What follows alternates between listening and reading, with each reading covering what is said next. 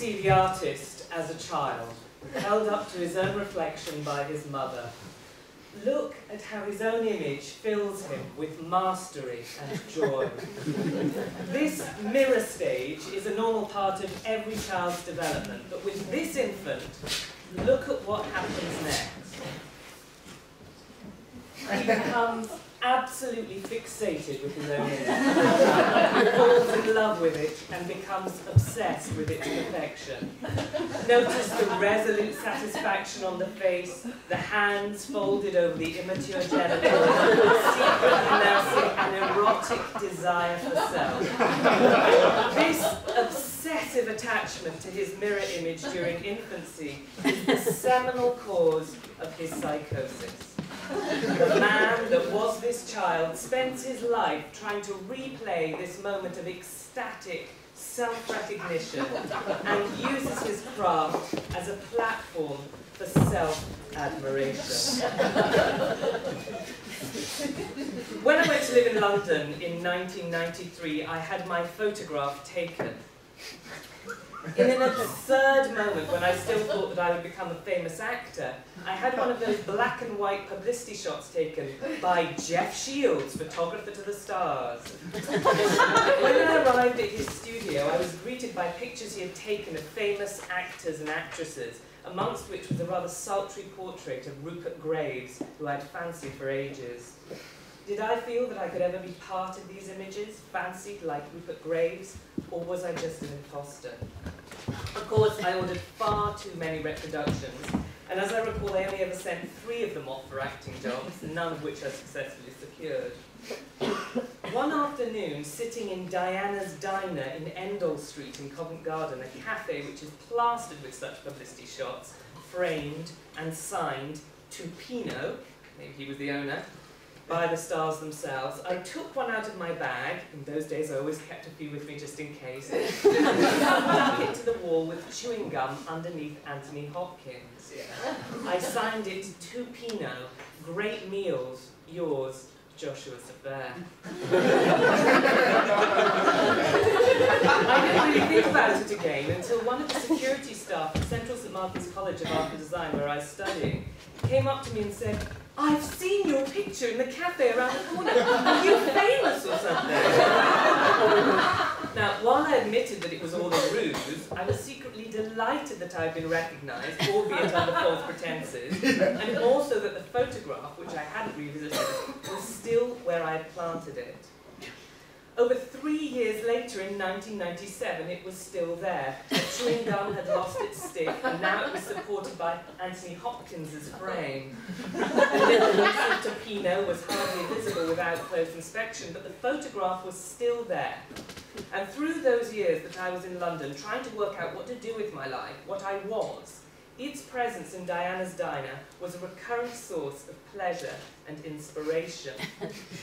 Of the several repercussions that this sticking up has occasioned, I would like to tell you about 2 specifics. About a year and a half after the instalment, I went to Diana's Diner, aware of my photograph's presence, but only really in the back of my mind, for a cheap bite to eat.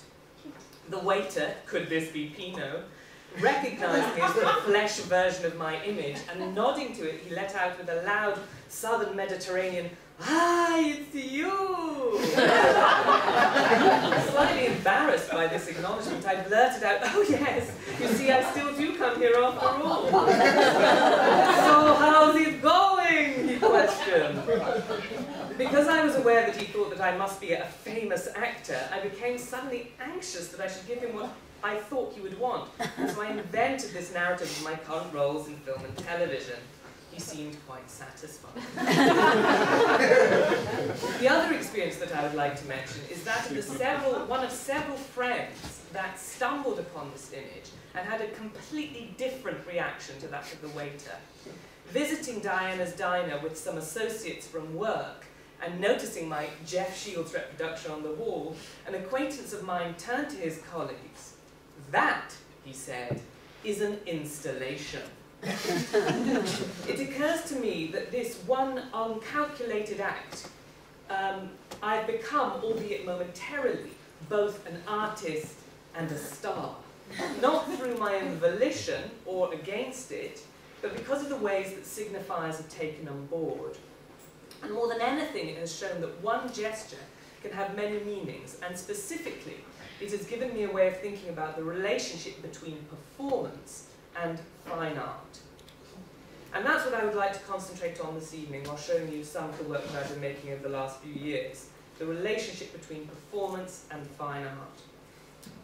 When Ellen first contacted me and invited me to talk here, she said that she was interested in hearing me say something about the connection between personal identity, my personal identity, and the genre of live art. This is, I don't know if this is a term you're familiar with, but it's very common in the UK.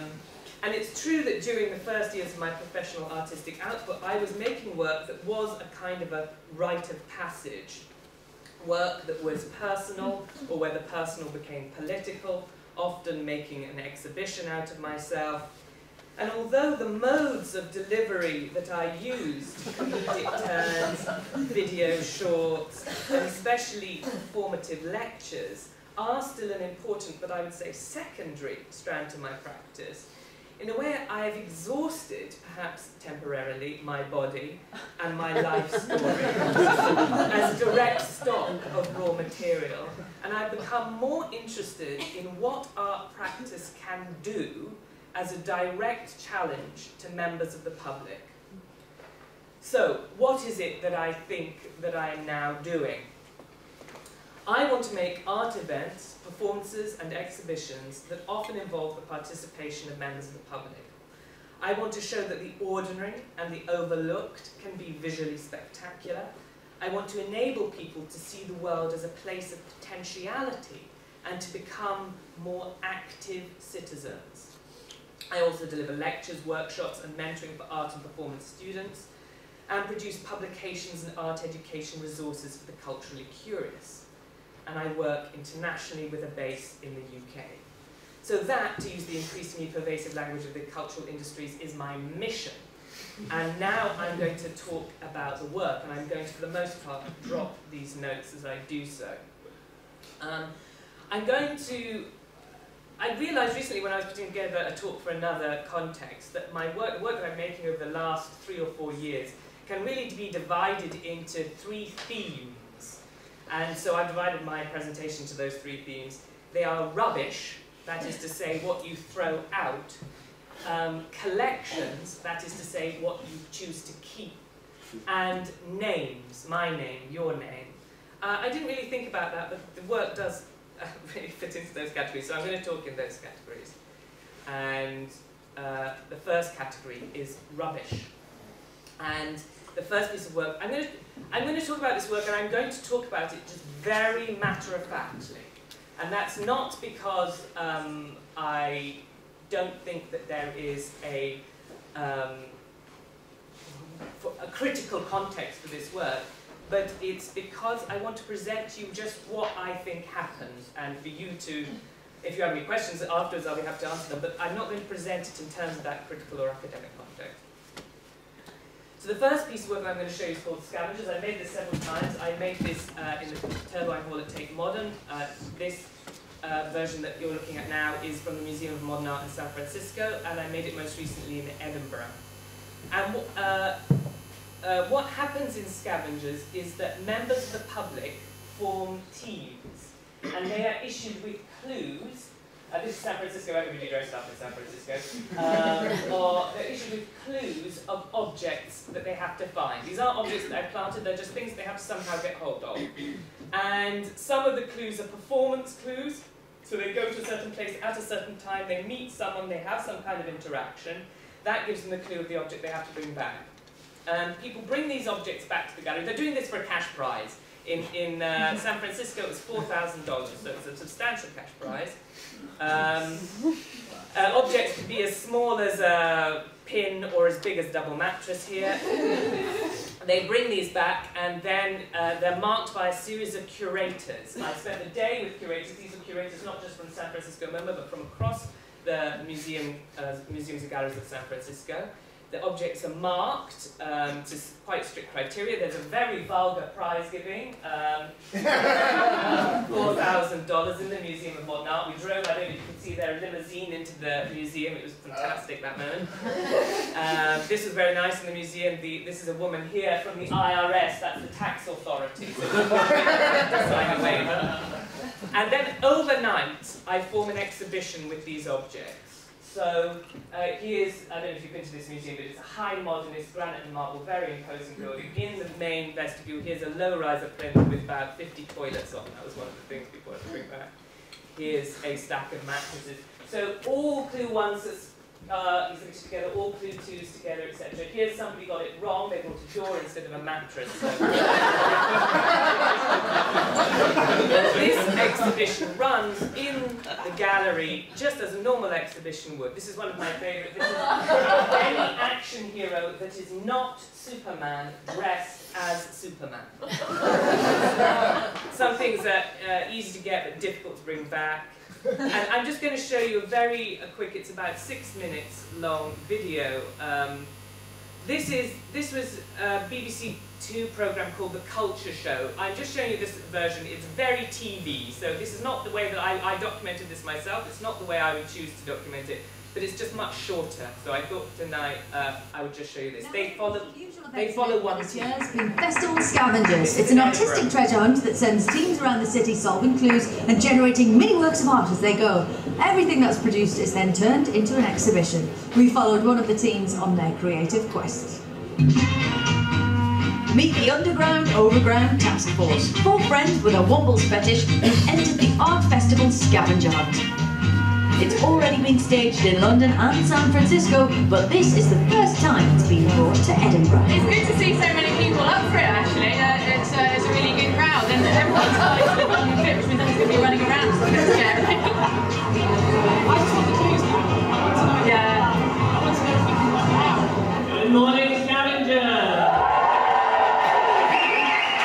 These are the rules. There are 40 teams, and at 10 in the morning, each one is given a list of 100 clues. They then have until 7 that evening to blag, steal, and cobble together the answers from wherever they can find them. The team who scavenges the most items wins £2,000. Well, one of the things I am interested in is what it is that makes something art. And there's a history, of course, as we know, about the ready-made in the art gallery, the idea of bringing something in and just placing it in the gallery and shift that context, shifting the meaning of the work.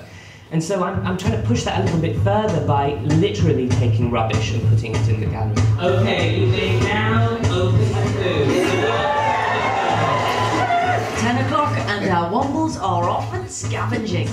We can get most of them. That's cool. Try to do that this way out. I think in order to win scavengers, you have to be very organised. So it means splitting up into 4, for example. It means making sure you've got very good communication. And you have to really go for it and allow yourself to be pushed in a way to do things that you wouldn't normally do.